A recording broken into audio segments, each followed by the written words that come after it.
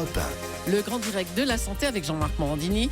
Et autour de la table, Isabelle Quenin, le docteur Martine Thérèse, Elisabeth Asséag et le docteur Stéphane Clerget. Oui, et Julien Bissonnet également nous a rejoint. Bonjour. Bonjour. Merci d'être en direct avec nous sur Europe 1. Vous êtes boucher passionné et directeur du Coq Saint-Honoré parce qu'on va parler de volaille maintenant avec Isabelle Quenin, dinde, chapon, poularde. Vous le savez, toute la semaine, on évoque un plat de Noël. Et on ne va pas se mentir, Isabelle, d'abord, la volaille, c'est la tradition de Noël. Hein. C'est la tradition, mais c'est un énorme marché. Il y a à l'heure actuelle 20 millions de volailles qui sont prêtes à être consommées pendant les fêtes, que ce soit donc préparées par les éleveurs et distribuées par donc les circuits de grande distribution ou encore par les bouchers. 20 millions, c'est énorme. C'est un enjeu absolument énorme. Alors, quelles sont les volailles stars des réveillons ? Alors, la volaille star en France, sauf dans les régions de l'Est, c'est la dinde. Nous, la dinde, elle a détrôné l'oie, parce que l'oie est très chère. La dinde, pourquoi Vous savez que c'est Christophe Colomb qui a découvert la dinde. En 1492, il arrive, il débarque, il voit un volatile qu'il ne connaît Je pas. crois que c'est l'Amérique qu'il avait découvert. Il a découvert l'Amérique et la dinde. Et la dinde. D'accord. Comme quoi il a fait d'une pierre deux coups. Il en a rapporté quelques spécimens et ça a démarré. Et pourquoi la dinde est devenue la volaille de Noël ? Parce qu'elle est plus grosse que le poulet, comme ce sont des plats, des repas traditionnellement en famille. Il fallait qu'il y en ait plus pour tout le monde. Elle est plus grosse, mais elle est surtout beaucoup moins chère que l'oie. Et c'est comme ça que petit à petit, la dinde a détrôné l'oie pour Noël. Alors que dans des pays comme l'Allemagne ou les pays de l'Europe du Nord, c'est toujours l'oie qui reste la Rolls, la star incontestée. Alors évidemment, donc il y a la dinde. Elle vient, elle peut venir d'Alsace, du Sud-Ouest, de l'Ouest. Elle vient aussi de Bresse. Alors tout ce qui est volaille de Bresse, c'est la Rolls. C'est le top du top. Hier, il y avait un événement qui se déroulait là-bas qui était extraordinaire, les Glorieuses. Et alors, Julien Bissonnet y était, on décerne les prix, les médailles aux plus belles volailles. Quand vous avez de Bresse qui arrive, qui est sur une étiquette, vous savez ce que vous allez acheter, c'est de la qualité. Julien Bissonnet, vous êtes boucher, je le rappelle. Ça veut dire que quand on achète une volaille, c'est une volaille de Bresse, c'est forcément la meilleure ? Ça reste une des meilleures volailles qui existent en France et peut-être même sur Terre. Vous vendez quoi à l'approche de Noël ? Qu'est-ce que vous vendez le plus ? C'est la dinde ? La dinde et le chapon se battent pour la première position, mais on est sur des commandes assez stables. Quelle est la différence entre les deux ? Ça va être deux belles volailles qui font à peu près le même poids. Après, on va avoir un goût très fin sur la dinde, mais il faut surtout bien la cuire. Ouais, et sur le chapon ? Le chapon, une pièce volumineuse, partagée pour 8 personnes, et très fin. Voilà. C'est quoi la bonne façon de cuire ces volailles ? Parce qu'on se demande toujours à l'approche de Noël, quelle est la bonne façon ? Il faut les laisser très longtemps, il faut les cuire très longuement en fait. Alors, au Coq Saint-Honoré, on a une phrase, les éleveurs mettent énormément de temps à élever les volailles, prenons le temps de les cuire. Donc une volaille festive, une dinde, un chapon, ça va se démarrer à four froid. Ouais. Et ça va cuire très longtemps à 140-150 degrés. Travailler longtemps, ça veut dire quoi ? On peut la laisser 3 heures sans problème. 3 heures sans problème ? Oui. En ouvrant régulièrement, en l'arrosant ? Non, en l'arrosant. En l'arrosant régulièrement. Ouais. Isabelle Quenin. Ce sont des temps de cuisson qui sont très longs parce que ce sont des volailles qui sont très grosses. Un chapon, ça va de 3 à 5 kilos. Mais ce que je vais vous raconter, c'est l'histoire du chapon. Le chapon, quand il est petit, tout va bien. 6 à 10 semaines, il court dehors, il gambade, il est nourri avec des céréales, on va rajouter du lait. Et puis, entre 6 et 10 semaines, l'éleveur l'attrape et va, d'un geste sec, lui arracher les testicules d'une main. Voilà. Donc. Une fois remis, parce qu'il se remet quand même, une fois remis. Mais ça se fait à la main ? Ça se fait selon la tradition à la main. Non, vous nous confirmez que ça se fait à la main ? Ça se fait à la main, oui. Il y a des maîtres chaponneurs en France qui effectuent cette opération, puisque c'est une opération micro-chirurgicale. Et donc c'est pas micro-chirurgical, donc c'est pas à la main, ils tirent pas dessus. Si, c'est avec. Ils incisent. Ils incisent, oui. Voilà. Oui. Non, ils font pas ça, c'est pas une Isabelle. torsion. Ils incisent, ils les enlèvent. Ah oui, c'est pas pareil. Il l'attrape une fois que c'est incisé. Exactement. Ah oui. Alors, une fois qu'il est remis. Tout de suite, elle fantasme. Allez. C'était le truc gore du jour. C'est ça. Une fois qu'il est remis et continue à gambader, il va gambader comme ça longtemps parce qu'en fait, il va faire du muscle, il va faire du gras, il va grossir. Et puis, autre étape, on va l'enfermer dans une épinette. L'épinette, c'est une petite cage qui est obscure, mais qui est confortable. Et le but de l'épinette, c'est quoi ? C'est que pendant 2 semaines, il va plus bouger. Ce qui veut dire que ses muscles vont fondre et en fait vont laisser la place à du gras. Ce qui explique qu'à l'arrivée, c'est la volaille qui est la plus moelleuse qui soit. Le chapon, c'est extraordinaire. Mais alors attention, il faut se méfier quand on l'achète, parce que vous avez l'arnaque au chapon. Quand vous achetez un chapon, s'il a sa tête et que vous voyez qu'il a une crête, et puis des barbillons, c'est les petits bouts de peau, des petits lambeaux de peau qui pendent autour de son bec, ça veut dire que le chaponnage, il a raté.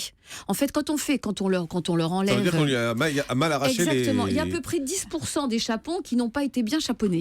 D'accord. Alors ceux-là, ce sont des chapons qui ont continué. Donc en fait, s'ils ont été bien chaponnés, leurs attributs virils, la crête et les barbillons ne poussent pas.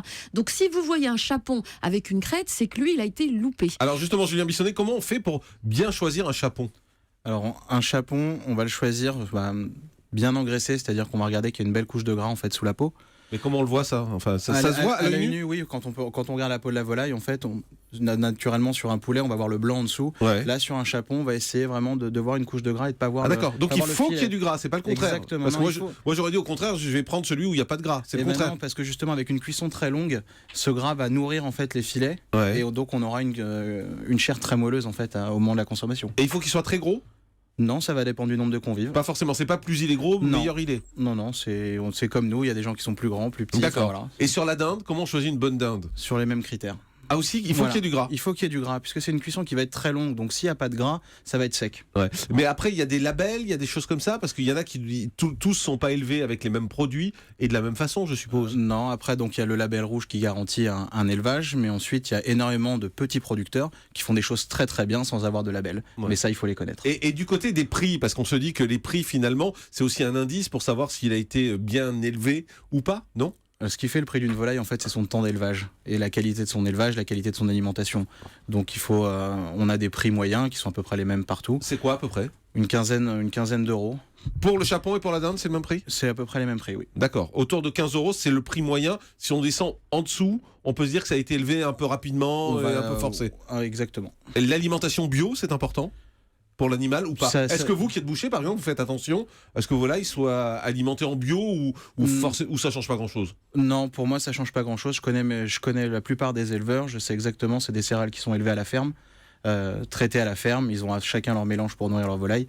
Donc c'est quasiment bio sans être noté. Isabelle Quenin. Il y a des labels dont il faut un petit peu se méfier. Donc le label rouge, effectivement, c'est surtout la garantie que la volaille est restée dehors, a été bien nourrie, est restée dehors suffisamment longtemps, qu'elle a été tuée suffisamment. Enfin, il y a au moins 3 mois voire plus. Quand vous avez juste CQC, qui veut dire certifié qualité conforme, ça veut dire que la volaille, elle a été abattue à 56 jours. Donc là, on est très loin. C'est-à-dire qu'en fait, elle a été abattue à même pas 2 mois contre des volailles qui ont des labels, qui ont été quand même abattues beaucoup plus tardivement. Et donc, ça va leur garantir une chair beaucoup plus savoureuse et beaucoup plus moelleuse. Vous parlez de calories, parce que je sais qu'on en parle beaucoup. C'est l'oie qui est la plus grasse, la plus moelleuse et la plus grasse. On a 273 calories pour 100 grammes.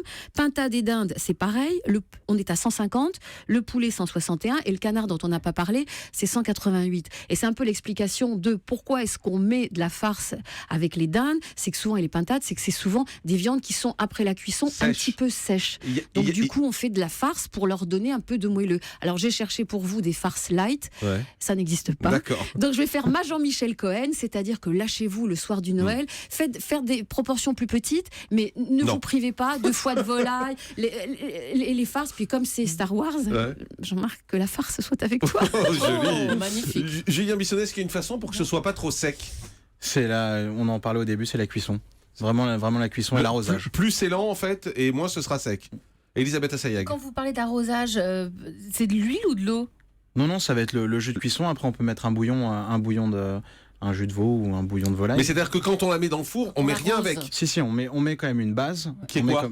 Bouillon de volaille, bouillon de veau. Enfin après. D'accord, mais pas d'huile par exemple. Non. C'est pas nécessaire. Là, qu'est-ce que vous nous avez amené en fait? Alors, je vous ai amené un chapon qui vient des Landes, qui est un petit éleveur avec qui je travaille depuis très longtemps, et qui nous fait des volailles. C'est ses parents qui élèvent les volailles, lui s'occupe de la commercialisation. C'est nourri avec les céréales de la ferme. Ouais, vous l'avez fait cuire pendant combien de temps? Celui-là, il a cuit 3h30 sur une rôtissoire. Ah oui. Il y a un signe qui ne trompe pas. Regardez le gras du chapon, il est jaune. Ça veut dire que le chapon... On a mis la photo sur Twitter, pour ceux qui veulent la voir. Instagram, Facebook, sur mes réseaux sociaux. Ça veut dire qu'il a été nourri avec des céréales. Il a couru dehors. C'est ce gras, c'est du bon gras en plus. Ouais, Docteur Clerget. Oui, je voudrais qu'Isabelle Quenin nous dise avec quoi on accompagne le chapon pour Noël. Avec des bons copains. C'est vrai que c'est important aussi. Julien Bissonnet, je rappelle, vous êtes directeur du Coq Saint-Honoré. Vous êtes boucher aujourd'hui. Est-ce qu'on peut sortir de la dinde et du chapon pour Noël? Est-ce qu'il y a des choses autres à faire? Oui, les éleveurs font d'autres volailles, comme la pintade chaponnée. Donc c'est le même principe que le chapon. Donc c'est une pintade qui va être castrée, un mâle castré. C'est des pintades qui vont être un petit peu plus grosses que la pintade classique, puisqu'elles vont faire aux alentours des 2,5 kg, qui est un produit merveilleux avec beaucoup de goût.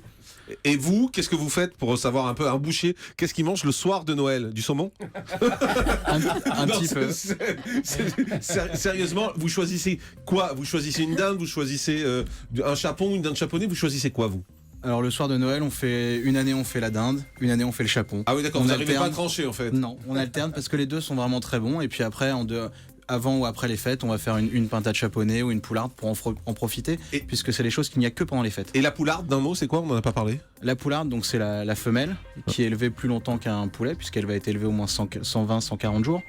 Et c'est une poularde, c'est une poule qui n'a pas pondu. Donc on est juste avant la ponte. Ouais. Et donc on a une chair vraiment très très tendre. Très bien, eh bien on sait tout, merci, on va pouvoir goûter ce que vous nous avez amené avec plaisir. Merci Julien Bissonnet d'avoir Merci. été avec nous, boucher passionné et directeur du Coq Saint-Honoré. Voilà, vous savez tout pour les fêtes. Demain, on va s'intéresser aux fruits de mer dans cette émission avec le docteur Jean-Michel Cohen. On fait une pause, on se retrouve dans un instant pour le journal de la santé, juste le temps de manger et à tout de suite.